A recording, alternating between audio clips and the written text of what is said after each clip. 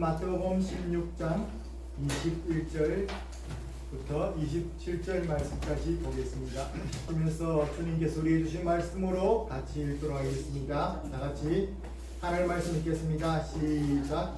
이때로부터 예수 그리스도께서 자기가 예루살렘에 올라가 장로들과 대장들과 서기관들에게 많은 권한을 받고 죽임을 당하고 제3일에 살아나야 할 것을 제자들에게 비로소 나타내시니 베드로가 예수를 붙잡고 항변하여 이르되 주여 그리 마옵소서 이 일이 결코 주께 미치지 아니하리이다.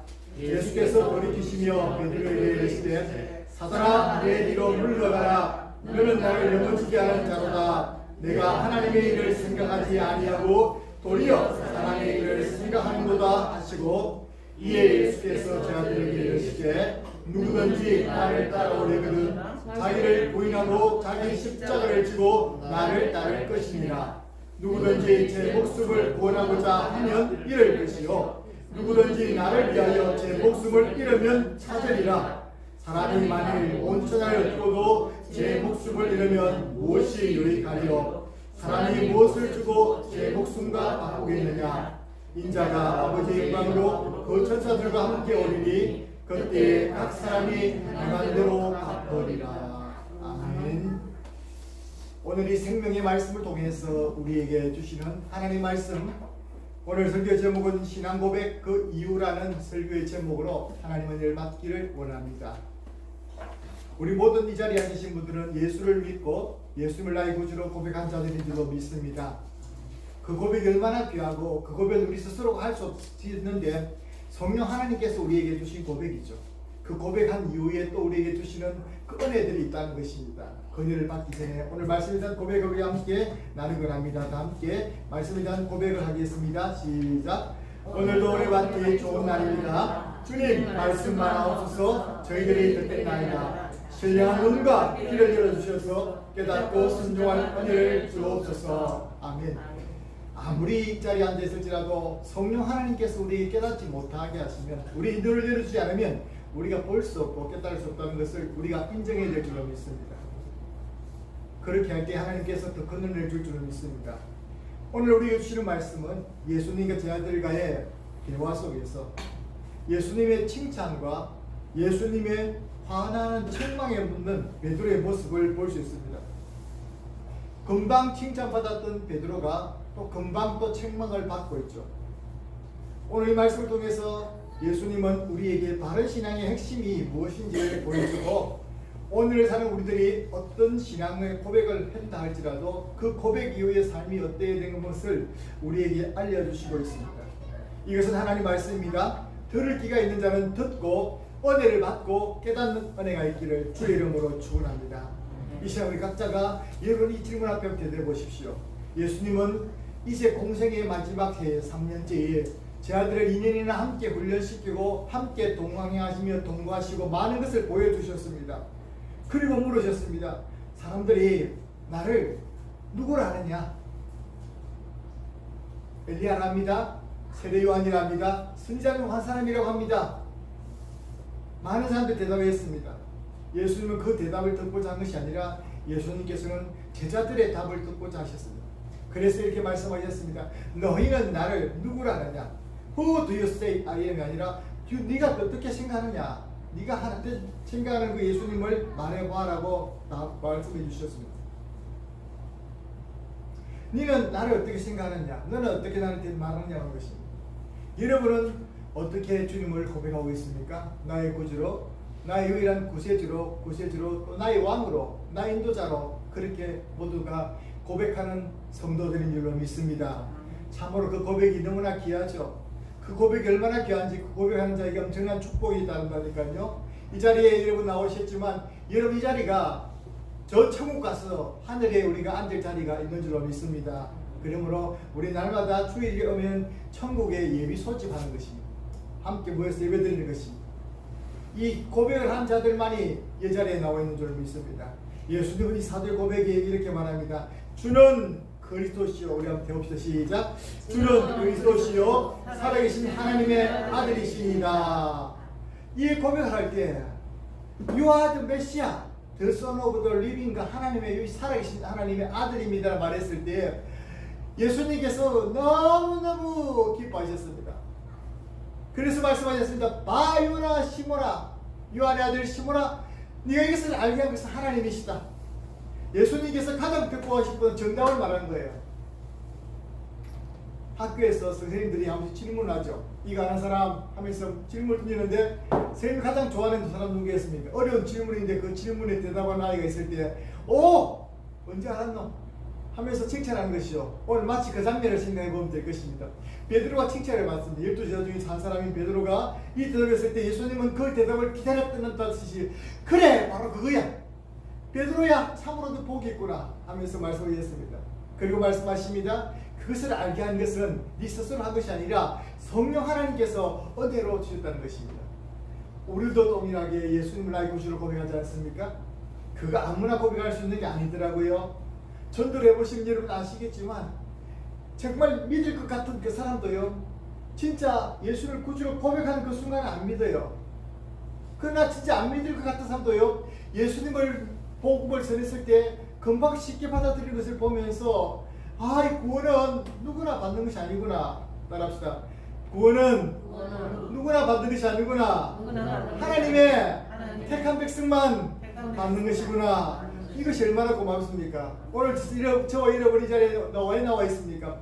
하나님의 택한 백성들이고 예수님을 나의 구주로 고백하고 있기 때문인 줄로 믿습니다. 그래서 스스로 할 수 없고 성령 하나님 은혜로 주신 고백입니다. 그 하나님의 놀라운 고백 속에서 하나님 놀라운 구원과 축복을 가져오는 것입니다. 영적인 축복이죠. 그래서 마태복음 16장의 말씀이 이렇게 말하고 있습니다. 우리 한번 같이 읽어보겠습니다. 시작. 예수께서 대답하여 이르시되 바르나 시몬아 내가 복이 있도다. 이를 내게 알게 하니는 혈육이 아니요 하늘에 계신 내 아버지시니라.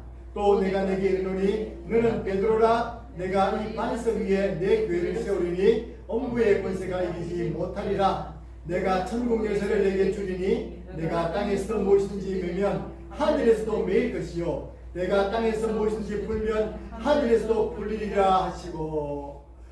어마어마한 축복 아니겠습니까? 이 고백 한마디에 예수님께서는 모든 축복을 다 주실 것처럼 고백하고 있습니다. 예수를 믿고 우리 교회 통해서 예배 받으신 분이 계신데요, 그분들도 이 고백을 동일하게 했습니다. 그분들에게 이 천국 열쇠가 주어졌다는 것입니다. 할렐루야. 믿습니까? 기도의 응답의 축복이 주어졌다는 것입니다.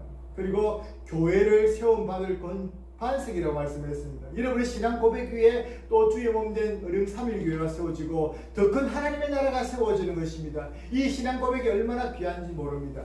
예수님께서는 이 고백을 한 제자들을 향해서 정말 기뻐하셨습니다. 2년 동안 내가 너를 데려다닌 것이 보람이 있구나. 정말 그 너희들이 바로 알고 있구나. 하나님께서 그를 알게 하셨다. 그리고 말씀합니다. 음부의 권세가 이기지 못할 것이다. 예수님을 믿는 사람과 예수 안 믿는 사람의 특징이 무엇입니까? 예수님을 믿는 사람 속에는 예수님의 영이 있습니다. 성령 하나님이 계신 줄로 믿습니다. 그래서요, 성령 하나님이 계신 사람은요, 정죄가 나오지 않아요. 예수 믿기 전에는 모르겠지만 예수 믿고 나서는 정죄 안 나옵니다. 왜냐하면 악한 영들을 시험할 수가 없습니다. 우리 마음속에 엄부의 권세가 이기지 못하는 성령님이 우리 속에 계신 줄로 믿습니다. 이런 놀라운 축복을 우리 속에 주셨다는 것입니다. 여러분, 이것과 별개의 일이 또 벌어지고 말았습니다. 이런 놀라운 축복이 받았고, 내 분명 그 베드로에게서 너는 개바라 반석이라고 말씀하셨는데, 이 말씀하신 이후 예수님께서 그들에게 특별히 긴히 말씀할 것을 주셨습니다. 이때로부터 그들에게 긴히 말씀하실 고백을 주셨습니다. 예루살렘에 올라가면 이제 내가 제사장들과 서기관들에게 팔려워서 그들의 손에 잡혀갈 것이고 고난을 당하여서 십자가에 죽게 될 것이고 3일 만에 부활하실 것을 말씀했습니다. 그럼 이때가 언제입니까? 때가 참 중요하죠. 이때로부터 프라임 데 타임이라고 말하는데, 이것은 바른 신앙을 고백한 그 이후로, 바로 요즘 말하면 예수님을 믿고 세례받은 이후로, 내가 세례를 받고 예수 믿고 나서부터 목사님 세례받았는데 그 이후부터 교회 나가기 힘들어요, 이런 시험이 있습니다. 당연한 거예요. 세례받은 이후부터, 내가 신앙 고백한 이후부터 집에 우환이 있어요. 어떤 사람은 이것을 견디지 못해가지고 목사님 나 예수님 안 믿으려면 성경책 도로주는 사람도 봤어요. 이 고백한 이후에 분명히 전도받을 때는 너무 좋다고 예수님 받아들였다가 이것을 받고 나서 신앙 고백한 이후에 자꾸만 신앙 결신이 괴롭히더라고요. 믿음이 약해서 그렇겠죠. 이 고백한 이후에 예수님께서 그들에게 말씀하셨습니다. 너희들에게 이제 알아야 될 것이 있다. 이 길은 이제 내가 마지막 길이 될 거야. 가면 내가 십자가에 못 박혀 죽을지만 3일 만에 부활하실 것이라고 말했습니다. 이 일은 예수님의 공생의 마지막 3년째에 있었습니다. 제자들이 따른 지 2년이 지난 이후에 있었던 사건입니다. 예수님께서 바른 신앙 고백한 제자들에게 알려주고 싶었던 그 말씀이 무엇입니까? 오늘 21절의 말씀입니다. 한번 같이 읽어보겠습니다. 시작. 예수 그리스도께서 자기가 예루살렘에 올라가 장로들과 대상과 서기관들에게 많은 고난을 받고 죽임을 당하고 제3일에 살아나야 할 것을 제자들에게 비로소 나타내시니, 2년이 지난 다음에 아무 말씀 안 하시다가 그 바른 신앙 고백하는 그 사람에게는 내가 너에게 이럴 것이 있다. 내가 온 이유가 이 사람들 그냥 오병이의 기적 베풀고 왕이 되러 온 것이 아니고 변변자 고쳐주러 온 것이 또 아니고 내가 왕이 되고 싶은 것도 아니고 그 한 가지 이유는 내가 고난을 받고 십자가에 죽는 그 일을 위해서 왔다고 말씀해 주셨습니다. 그래서 이 고백을 여러 번 하셨습니다. 예루살렘에 가면 고난 당한다는 것입니다. 한 분이 아니었습니다. 그 제자들이 까마득히 잊어버렸던 것입니다.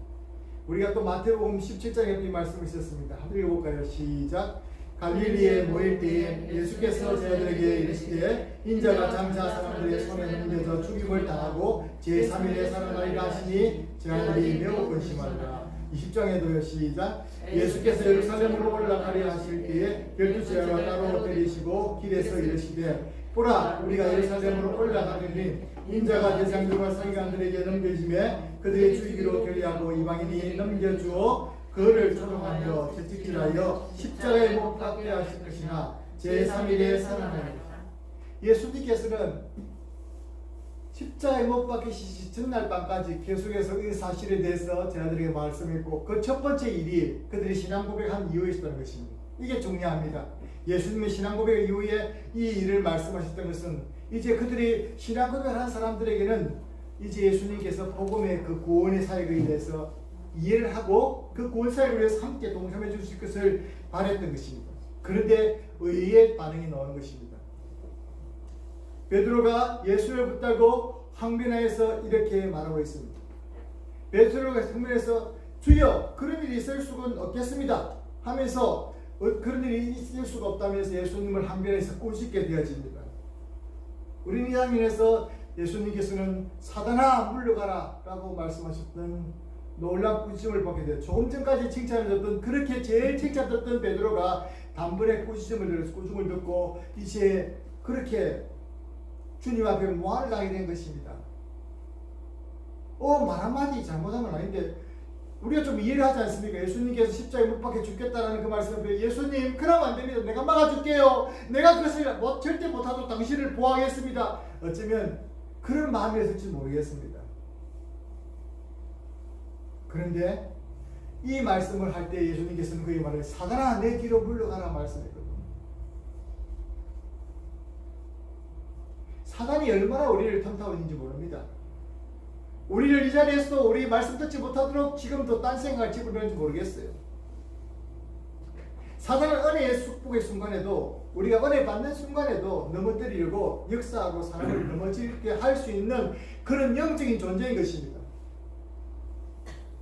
그래서요 코로나 때문에 많은 사람들이 넘어지고 있습니다. 신앙적인 부분에서.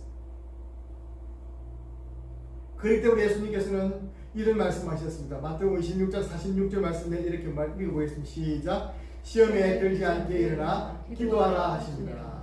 베드로전서 5장 8절 말씀에 이렇게 말씀합니다.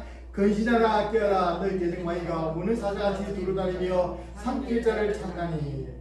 고린도서 10장 12절은요 선줄로 승가하는 자는 넘어질까 조심하라. 잠언 말씀에 이렇게 말씀합니다. 교만은 패망의 선봉이요 거만한 마음은 넘어질 약점이니라. 무엇입니까? 사단은 우리가 잘 되고 있을 때 베드로가 칭찬을 듣고 너무 좋아할 그때에 축복까지 그에게 많이 듬뿍 주면서 천국 열쇠까지 받았는데 얼마나 좋겠습니까? 근데 예수님께서 그 말씀 한마디에 베드로는 정색을 하면서 예수님 그런 일이 있어서 절대로 안 되지요.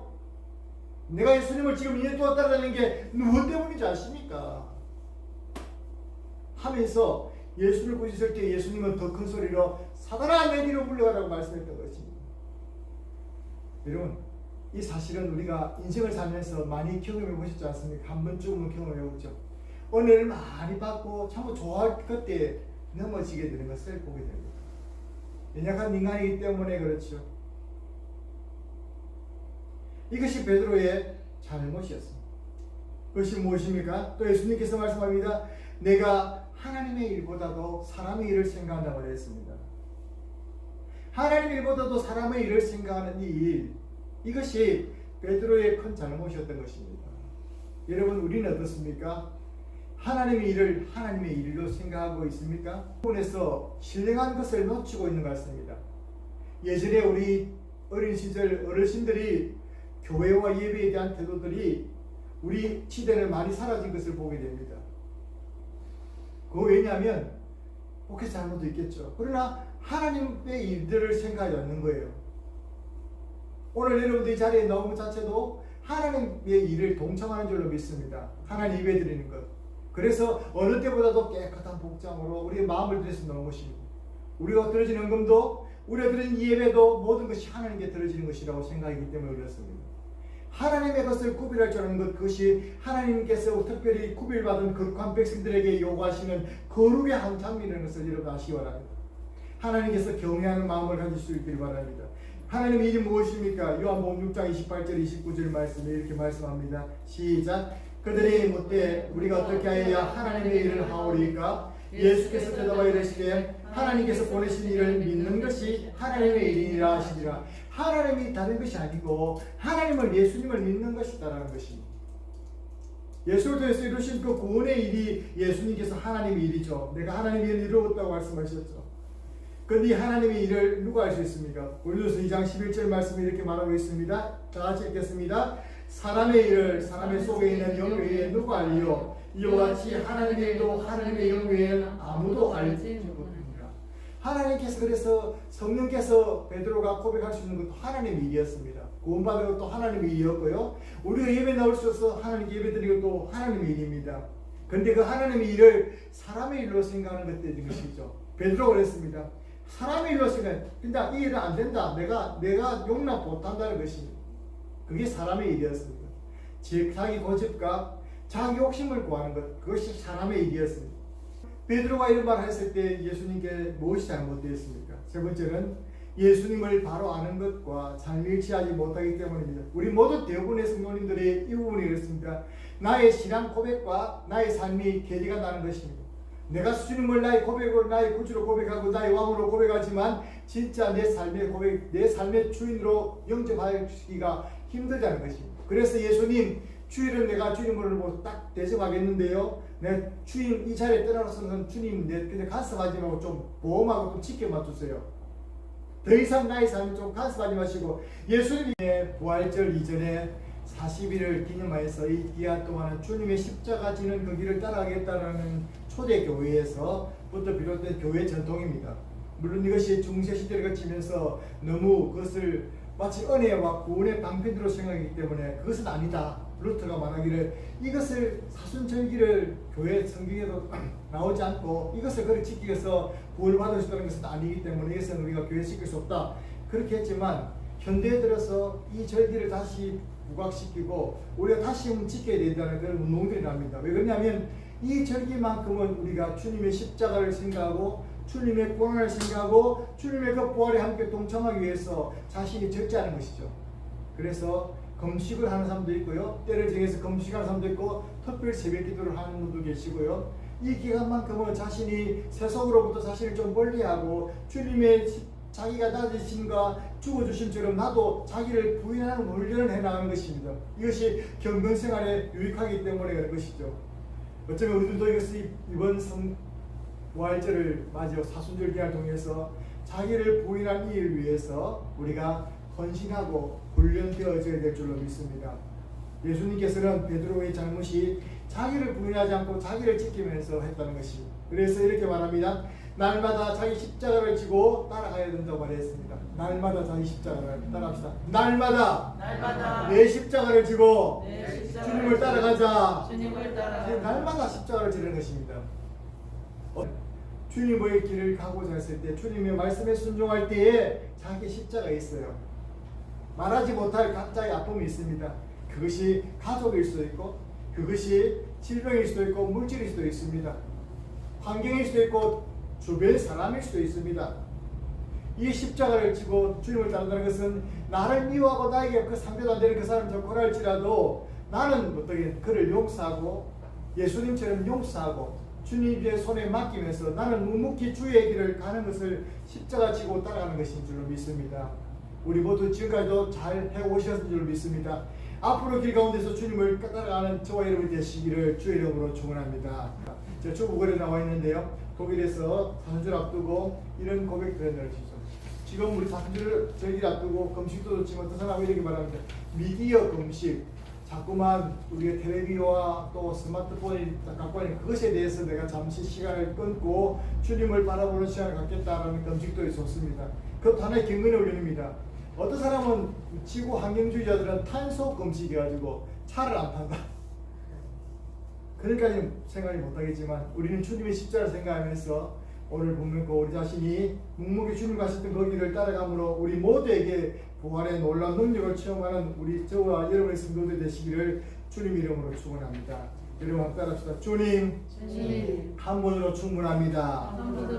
주님, 모든 게 제 탓입니다. 주님, 가만히 멈추고 주님만 바라보겠습니다. 범사에 주님을 인정합니다. 모든 것이 하나님의 은혜임을 믿고 감사합니다. 나는 부족하여도 나는 하나님의 자녀임을 믿습니다.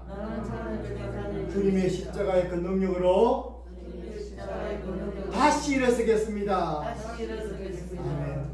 신앙 고백이 참 중요합니다. 그러나 고백만으로 세상에서 성도로 살아가는 것이 어렵습니다. 예수님을 교회를 세우는 반석이었던 베드로가 금방 돌변해서 넘어지게 하는 걸림돌이 되어 처먹었지 않습니까? 우리는 오늘 예수님의 경고와 권면의 말씀을 묵상하고 심령에 새겨서 여러분 우리는 그 자리에 서지 않도록 순종하고 승리하는 저와 여러분 되시기를 주님의 이름으로 축원합니다. 기도드리겠습니다. 하나님 아버지, 오늘도 말씀으로 찾아와 주시고 저희들을 말씀으로 권면해 주시니 감사합니다. 신앙 고백의 멋진 고백을 주님께서 원하시는 그 고백을 드렸던 베드로, 그 베드로가 순식간에 주님의 그 귀한 말씀을 듣고 하나님 돌변했던 것을 봅니다. 그것은 사단이 그 속에서 총동질했기 때문에 그렇습니다. 주여, 우리 속에서 하나님 우리가 연약해지고 우리가 주님께서 약해질 때 우리를 사단이 충돌질할 때가 많은데 주님, 그런 순간이 있었고 넘어질 때도 있음을 저희들이 솔직히 고백합니다. 주님, 우리들의 연약함을 붙드시지 않았으면 이 자리에 나올 수 없었을 것인데 주님께서 붙들어 주셨으면 먼저 감사드리고, 주님이 자신을 죽여서 십자가에 못 박기를 지른 이 사순절의 기간을 통해서 우리도 자신을 비우고 주님의 길을 묵묵히 따라갈 수 있는 십자가의 제자들이 다 되어서 하나님 은혜를 체험하게 도와주시옵소서. 감사드리옵고 예수님 이름으로 기도드리옵나이다.